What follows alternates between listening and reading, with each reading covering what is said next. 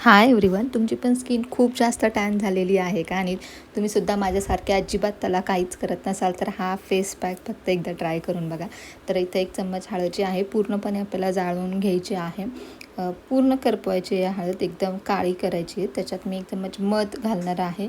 तुमच्याकडं दही जर असेल तर बेस्ट आहे, दहीसुद्धा तुम्ही त्याच्यात यूज करू शकता.